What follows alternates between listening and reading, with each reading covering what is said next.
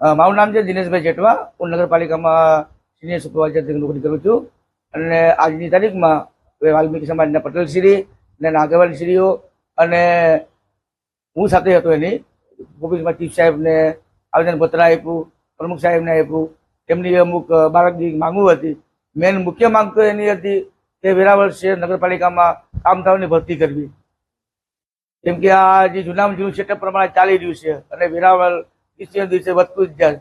એની કે સફાઈનો અભાવ રહે, ફરિયાદો બહુ રહે. એ માટે અમારા વાલ્મીકી સમાજના પ્રમુખની માંગ હતી કે કર્મચારીનો વધારો કરવો. તો સાહેબશ્રીએ કીધું કે હવે આ મેકઅપની વાત આવે તો એની વિશે પણ કંઈક સરકાર લગી જવું હોય તો અમે જવા તૈયાર છે. ગમે તે અમારું સોમનાથ પવિત્ર ધામ યાત્રાધામ છે, એનું સુખાકારી રહે, સ્વચ્છતા રહે, એની માટે માણસો વધારે કરવા પડશે. ના છૂટકે પર કદાચ બેઠવાનું થાય તો અમારા સમાજના પ્રમુખે કીધેલું જ છે કે અમે ગાંધીજી અમારા જશું. અત્યારે કેટલા કર્મચારીઓ છે અને કેટલા કર્મચારીઓની ઘટ છે, કેટલા હોવા જોઈએ? અત્યારે કર્મચારીઓ કોન્ટ્રાક્ટ બધી રીતે ગણીએ તો 350 આડે ગળે સફાઈ કામગીરી કરે. હકીકતમાં એટલે ન ચાલે. કેટલા હોવા જોઈએ?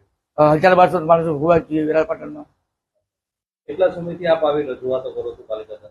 આ રજૂઆત તો અમે ઓછામાં ઓછા 10 વર્ષથી કરીએ છીએ, છતાં આ ભટનો કઈ રિઝોલ્વ થતો નથી. એ સરકાર શ્રી મેકઅપનું જ માનવું બંધ આવે તો સરકાર શ્રીને મારા સમાજ વતીમાં હું દરખાસ્ત કરું છું. આમાં ઊંડું ઉતરે, યાત્રાધામ સોમનાથ છે તો કંઈક આમાં ઊંડું ઉતરીને રસ્તો કાઢે. એ મેકઅપ અમારી નગરપાલિકાને વધારી દે તો કંઈક આ સંખ્યા વધે તો મારી ગામની પણ સુખાકારી રહી.